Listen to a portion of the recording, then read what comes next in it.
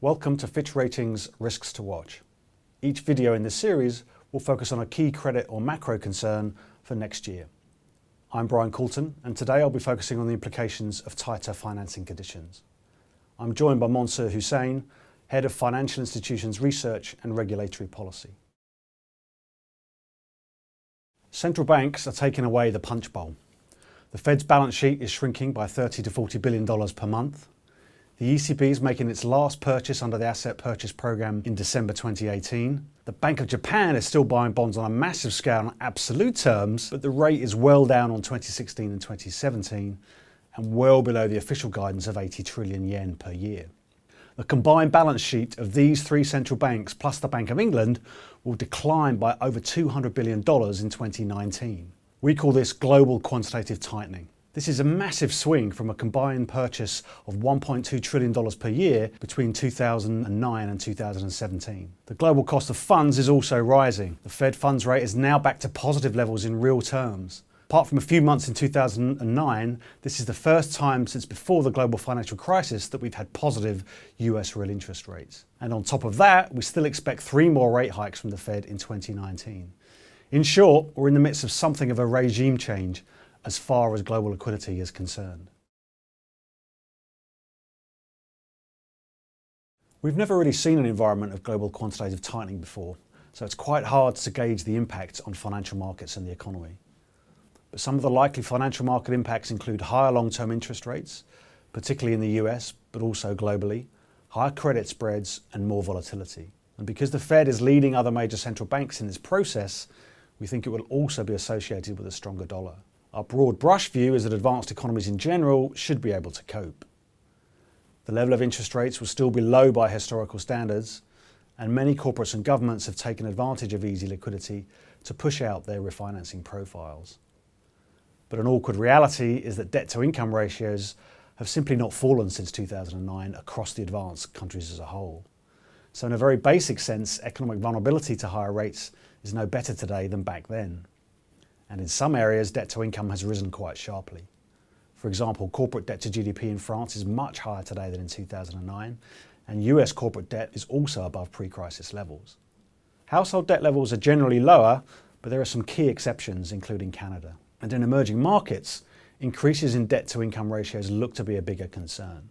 In particular, there has been a sharp rise in private sector debt, most dramatically in China, but also more widely across the emerging market world. And within this, there has been a big rise in EM private sector debt denominated in dollars. This debt is now becoming more expensive to service as the dollar appreciates and dollar interest rates rise. One key risk is that US inflation pressures start to emerge more intensely.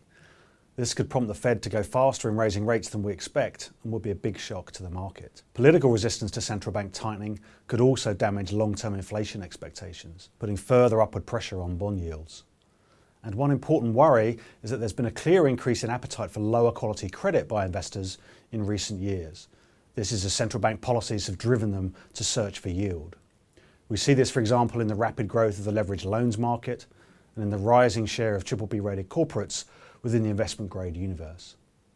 This trend naturally brings with it a greater vulnerability when macro conditions change. As Warren Buffett said, when the tide goes out, you find out who's swimming naked. These concerns about lower credit quality could amplify the macro impacts of tighter financing conditions.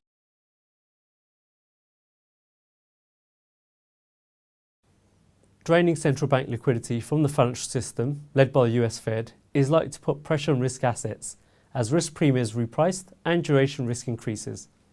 But bank credit creation could offset central banks tightening to a degree. We also foresee ongoing volatility in FX liquidity, particularly USD FX. This could heighten spillover effects, particularly within dollarized emerging market jurisdictions, and expose fault lines between banks and shadow banking entities. That being said, banks in general are better capitalized, less leveraged, and more tightly regulated.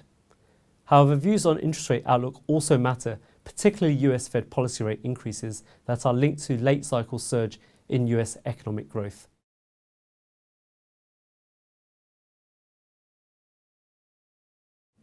We expect a continued divergence in performance between US banks and global peers, reflecting US growth momentum, contrasted against a weaker outlook for European and Japanese growth. But increasing trade frictions could act as a catalyst to slowing economic growth. Penalties linked to anti-money laundering are an idiosyncratic risk to watch as authorities step up supervision.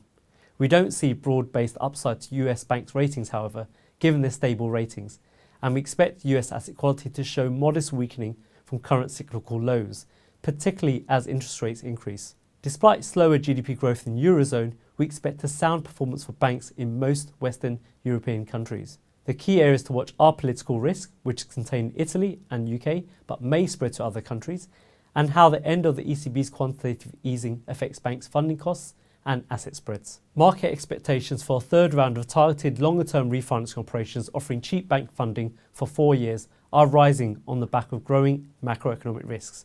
We also don't see upside to Japanese banks' ratings, as the A-rated sovereign is at the same level as the best-rated banks, but it's not constraining due to intrinsic credit profiles.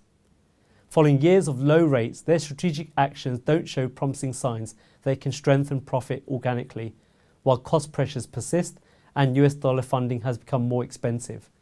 Japanese banks' expansion into cross-border lending and operations, particularly within Asia and North America to boost returns, may also bring late cycle risks which they may not be fully compensated for.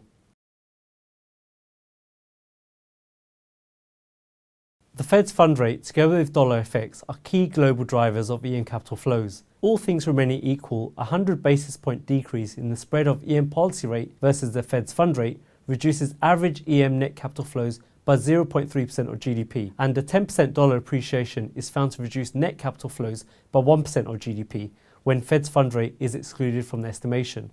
Add to this the ongoing geopolitical uncertainties. Collectively, this represents a growing spillover risk to EM financial markets and beyond.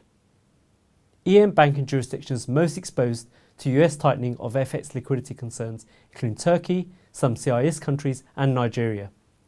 Vulnerabilities flow from unhedged borrowers, which eventually may crystallise into asset quality issues and affect capital ratios. India has similarly suffered from exchange rate volatility, and the banking system, by our estimates, requires a capital injection of $55 billion, with less than half of that committed by the government. And China faces a delicate balancing act in trying to maintain its stuttering economic growth in the face of trade tariff and investment headwinds, while reducing leverage and the role of shadow banking in its financial system to address financial stability concerns. For more in-depth insight into the Eurozone and beyond, read our 2019 outlooks.